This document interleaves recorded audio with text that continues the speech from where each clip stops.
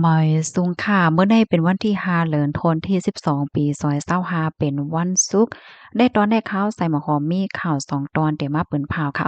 ตอนที่1ค่ะในกอของเสซึกมานเอาหมากปล่อยใส่เคิ้นตึกหลงไหนค่ะยกอข่าวเที่ยงตอนหนึ่งค่ะลูกเฮียนเนาะญาติเหรียญซุ่มเงินเป็นอ่านโหเสียนว่าจังไหนอันตั้งเปิ้นได้กอเข้ามาถ่อมด้วยข่าวโหในอ่อนตั้งไหนค่ะเมื่อวันที่3เดือนธันวาคมที่12ปี2025 ข้าวยามกลางวันเต็งวันปลาย30มนิดนั่นค่ะตั้งฝ่ายของเสซึกมานและตะไปแหลนลิ้นปี GF ค่ะไล่โฮมกันเสียก็เอาหมากปล่อยใส่ปื้นดี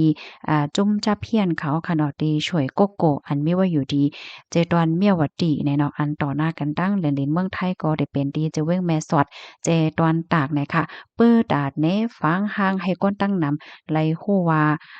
กลางใจของเสียซึ่งมันรายตั้งตะไปแหลนดินนั่นค่ะใครยาแปดโฮงสแกมเมอร์ลองหลอกลองหยอกลองเหรียญตั้งออนไลน์ว่าจังหวัดเจ้าได้ให้ไหนค่ะเคิ้นตึกเนี่ยนะอันยากกว่าเนี่ยพี่น้องเป็นเฮิรนตึกโล12จั่นเนี่ยค่ะว่าแน่เมื่อกาวก่อนป่นมาเนี่ยเขาเนี่ยก็ยามเอาหมากในปล่อยใส่หลายตีหลายตั้งเนาะก็ปองว่ามีเฮิรนตึกลงหลายตีหลายตั้งอันไหลลู่ไหลก๋อยไหลกวดไหลปังกว่าย้อนเปาว่าลองกวาดล้างผิวม้วยจุ่มจากเพียนของสิซึกมานเขาในปอกกำไนเนี่ยค่ะต้นดาที่ช่วยโกโก้เนี่ยค่ะนะก็ติเลยว่าเป็นปื้นตีไปมักมีคึกดอนก็ว่าลายเฮ็ดจังแหนนะแต่ก่อสร้างโครงสร้างว่าสังว่าจังไหนแน่จะเมื่อปี2560เนี่ยค่ะมื้อเลียวก็เป็นปี68ก็ข้าวตั้งในก็คือแน่7-8ปีแล้วเฮ็ดจั่งใดคะก้นอันมาลงตื้นได้ก็เป็นก้นแขเขานั่นยาวนะคะเมื่อก่อนตั้งได้ก็เขาเนี่ยก็ไล่ลิงกันดังพรหมิพลพรในปื้นตีเสียวก็มาเฮ็ดมาสร้างนั่นค่ะน่ะเนาะค่ะ เวยกาว่าพ้องย่ามมื้อเหลียวในแต่ก็อ่าเปิดดาเดแหน่ให้ก้นตั้งหนำก้นตั้งโลกขนาดไรครับเพราะว่าตั้งฝ่ายของเสซึกมานและตั้งตะไปแดนเหรียญนั่นก็อ่าไขย่าแบดกวาดล้างแบดจุ่มหยอกแหลนเหนือออนไลน์ในสิเขาก็เข้งแข็งกดท่าติ้งยอบก้นแกว่มกามีลวงปล่อยหมากใส่เฮิรนเตึกว่าเปิ้นดีจุ่มหยอกแหลนเขาเจอในมาอยู่เคยใหญ่ว่าเฮ็ดจังไหนเนี่ยค่ะ เสียวแลเนี่ยก็มีก้นแข่อำนั้นก็ก้นอันกว่าเหตุการณ์เป็นก้นจับเพียนเขานั้นค่ะนะอ้อนกันปายเนาะปายกว่าหลายตีหลายตั้งเนี่ยค่ะมาเจอก่อปายค่ะแม่นำเสียวก็มาที่ตั้งฝั่งเมืองไทยเฮ็ดให้ค่ะออนนาวันที่21ต่อถึงวันที่22เดือนธันวาคม11ปี2025ที่ป่นมานั้นตั้งฝ่ายของเสซึกมานโฮมป้าตั้ง BGF ค่ะก็เลยเอาหมากปล่อยใส่ที่เคปากค่ะอันนั้นก็เป็นปื้นตีเหตุการณ์ของจุ้มหยอกแหลนจับเพี้ยนเขานั่นเหมือนกันเหย้าเฮ็ดจั่งใดค่ะเนาะ ก็เฮ็ดให้ก้นนกวันนกเมืองอันก่อเหตุการณ์จากแผนเขาได้ค่ะก็ไล่ปลายพี่เหก็เข้ามาตั้งเมืองไทยเนาะตอนดาก้นหมางคือเหมือนจังหนังก้นแขกเขากำพองได้ก็อยู่ที่ตั้งฝ่ายเมืองไทยคับเคิงเหี่ยวก็ตั้งฝ่ายลมปอนจังแขกก็ส่งเฮ้อหมินมารับมือกว่าเฮ็ดจังเนี้ยเนาะแต่เลยว่าหมางคือหมางจื้อก็ปอกมือเฮิ้นกว่ากำพองก็มีเหย้าว่าไหนค่ะพี่น้องคะด้วยค่ะลูกเฮิ้นตึกลงอะโลไว้เปียใจเปียข้อค่ะเนาะใหญ่ๆลงๆให้เนี่ยอันนี้ก็ย่าหมัก ย่ามหมอกปล่อยใส่เนี่ยค่ะเนาะพี่น้องค่ะหันถึงจึงหือพองค่ะแน่สิหลายหาดเนี่ยค่ะเนาะสิหลายเฮิรนตึกหรูหันนั่นเนาะเฮ็ดจังได๋ค่ะเนาะบางก็เปิ้นแต่ก็ปันตั้งหันถึงนั้นค่ะน่ะเนาะว่าอันแต่มันได้ก้นที่อันเหรียญเปิ้นนั่นมันก็เป็นอันเป็นโหน้าค่ะเนาะโหน้าลงเขามันก็จุ่มป้องกันเขาแลก้นเหรียญค่ะเนาะเป็นก้นให้ก็เหรียญเปิ้นจังได๋เฮิรนตึกว่าหังว่าจังได๋แต่เขาก็จ้างเหรียญไผเฮ็ดเนี่ยเขาก็อยู่ห้างเขา เอาเฮ็ดเป็นโรงจับเพียนก็มันจังเอาเฮ็ดเป็นโรงยาเอาเฮ็ดเป็นโรงลือเซาเอาเฮ็ดเป็นโรงเฮ็ดแล้วจังได๋ก็ยังจังลูกกวนเฮ็ดเนี่ยเนาะอันใดได้ก็อันไหลหันพี่น้องค่ะเข้ามาเจอที่อันเปิ้นปันตาหันถึงนั้นเฮ็ดจังได๋เนาะลูกดินในเหและกำในเดี๋ยวย้อนอ่อนเอาพี่น้องค่ะมาถ่อมด้วยข่าวแทงโหนึงอันนี้ก็เป็นลูกเฮียนค่ะว่าแน่เฮ็ดถือเฮ็ดหากลมหัวนะญาติเหรียญค่ะกูก็ซุ่มเงินกว่าแน่ คิมสองเสียนลูกก่อนเฮ็ดจั่งใดเมื่อวันที่3เดือนธันวาคมที่12ปี2025ที่ป่นมานั่นค่ะนะพ่อแม่เขาไล่เขาตึงลาตีโฮงปลิกค่ะเนาะว่าลูกชายอายุมอก20ปีเป็นลูกเรียนอยู่ดีจั่นจอมตีหนึ่ง ตีหนึ่งให้แหน่เนาะก็หายออกเฮิรนกว่าตั้งแต่มื้อพ้องกลางค่ำให้แหน่ปยก็เตรียมลิกไว้เป้าว่า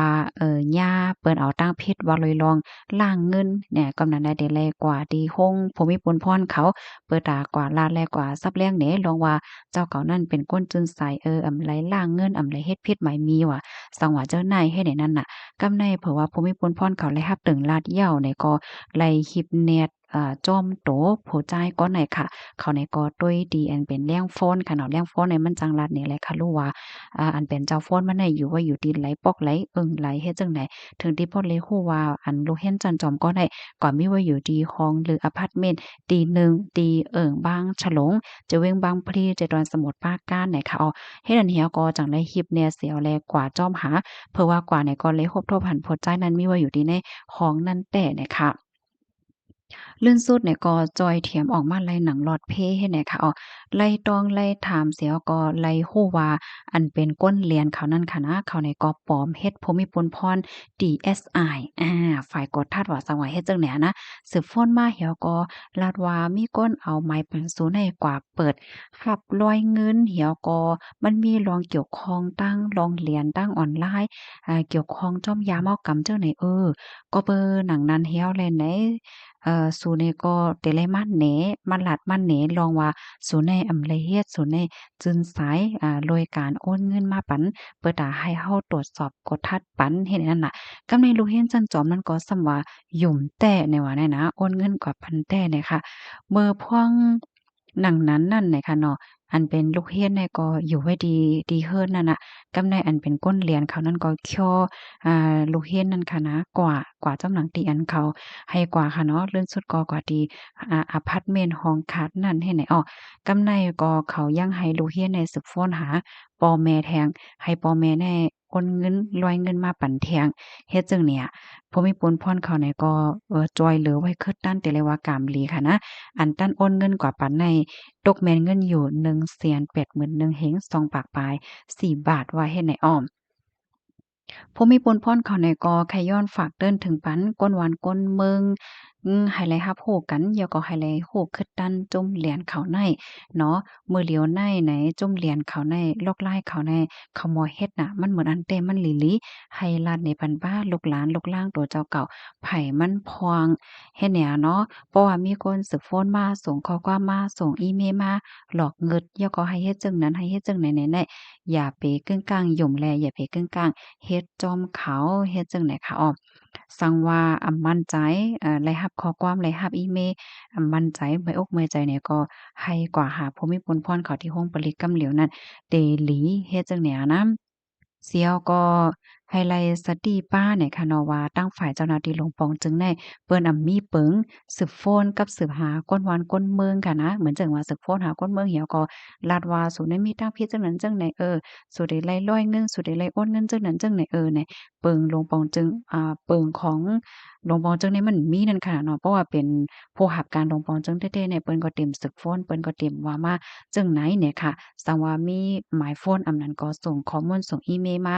ลาดว่าลูกมาติปานก็เลยสั่งลูกมาติภูมิพลพรก็เลยสั่งลูกมาตินั้นติในก็เลยสั่งในอย่าไปเกิ้งกลางยุ่มในค่ะเนาะที่หนึ่งในเฮาเลยมีสติอย่าไปละลิเต็กลิงก์อย่าไปละลิปันข้อมูลส่วนตัวแล้วก็อย่าไปร้อยเงินอย่าไปเต๊กจ้อมหนังอันเขาให้เต๊กให้เฮ็ดนั่นลั่นล่าเนี่ยค่ะเพราะว่าเฮาขา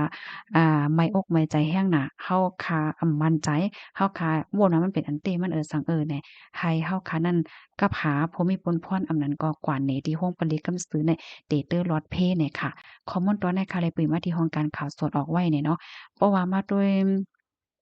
อันเป็นก้นเหรียญเขาเนี่ยนะเขาลอกไล่เขาในอารมณ์มันเจมันจอดมาติกๆเหย่าเนี่ยค่ะเนาะกำนั้นแลเฮาโหลโฮคึดด้านเขาในเนาะหนังเฮอเด